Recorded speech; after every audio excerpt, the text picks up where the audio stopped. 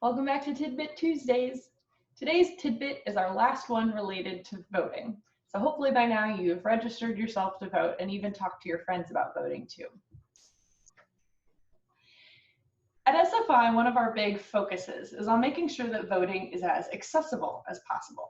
That's why all month we've been mobilizing our members to call Congress and urge them to include funds in the next stimulus bill so that states can expand vote by mail.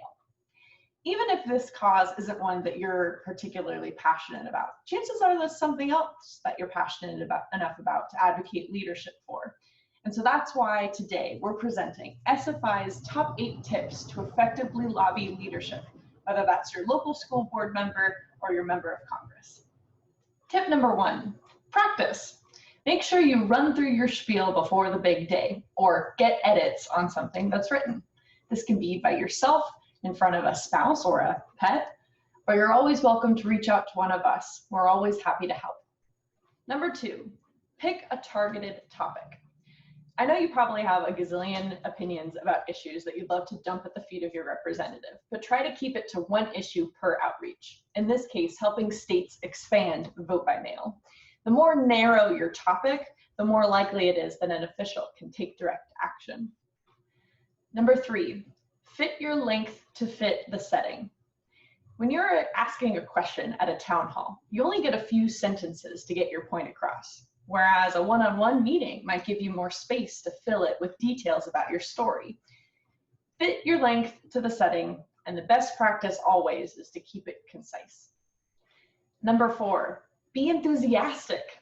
I've said this before, but never expect the person you're talking to be more passionate about it than you. So you gotta set a high bar to start with. Number 5, establish your connection.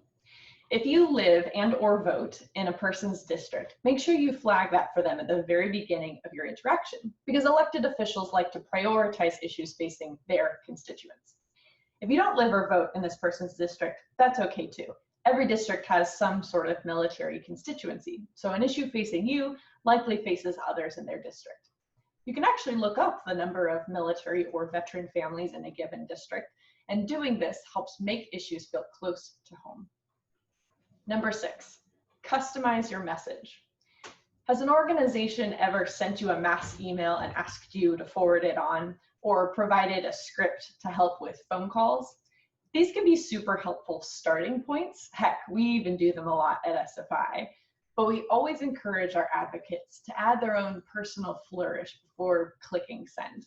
That's because if your mass email looks too redundant to other mass emails, the staffer scanning it might pass it up. Better to add your flourish to stand out from the crowd. Number 7, tell stories. I've said it before and I'll say it again, stories can be more powerful than statistics sometimes. I know one military spouse who told her state legislature a story about her child with special needs. That legislator ended up telling her story on the floor of the legislature later in the session in support of the bill. See what I did there? A story to show the power of stories.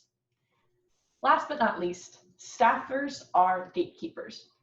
The first pair of eyeballs on a piece of correspondence or the first in-person meeting will 99% of the time be with a staffer rather than the elected official themselves. Remember, staffers are overworked, underpaid, and rarely an expert on your particular issues. So remember to be kind, patient, and avoid using jargony acronyms, just in case. So there you go, 8 tips for effectively lobbying leadership. I hope you've enjoyed them.